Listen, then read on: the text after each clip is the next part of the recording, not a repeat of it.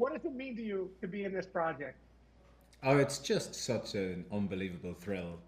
Um, I I'm such a huge fan of Zach and his vision. You know, his imagination to me is just seems so limitless and so teeming, and so to be offered the chance to be in something truly original that came from his mind was mind blowing, to be honest. An epic experience that I've had, that I've got the amazing chance to share with incredible people, incredible talent.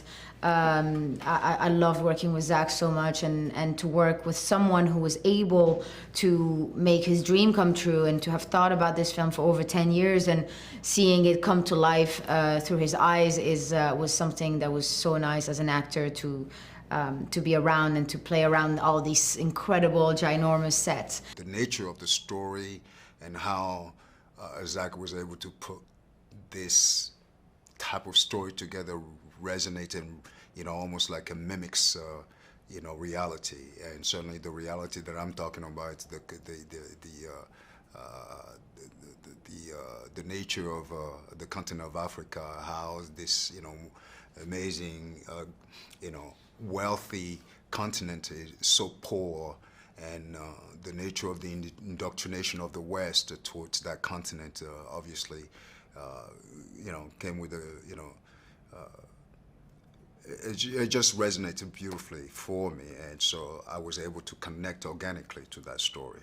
And what is the Zach experience for you? What? Zach is the most endearing, nice, kind, enthusiastic man. Aside from it, the fact that he's got this incredible knowledge of you know, cinema history and every piece that he does, the fact that he you know, he's the writer, cinematographer, camera operator, he's doing everything, but aside from that, He's just a bit of a legend. I will never forget how hands-on he was, because of course he was not only directing, but he was also the cinematographer for these two movies. And he ended up actually being the camera operator, like, very often.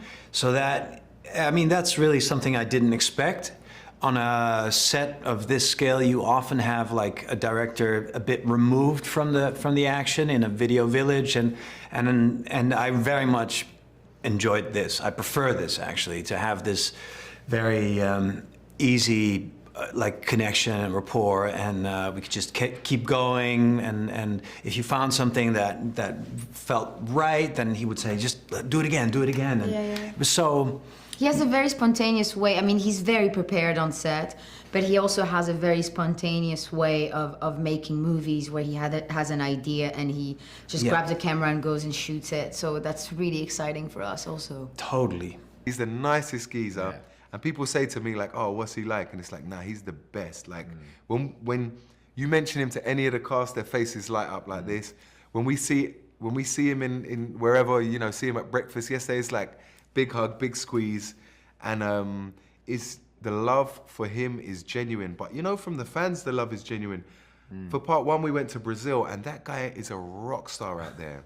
He is the biggest celebrity in the cast. He's the biggest star in the cast.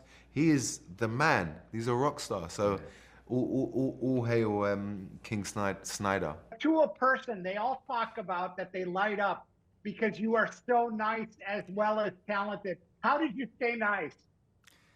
I don't know. I only know how to do it one way, and you know, those guys were so kind to me, and so enthusiastic that I could greet that with nothing but kindness myself. So, you know, maybe the credit goes to them.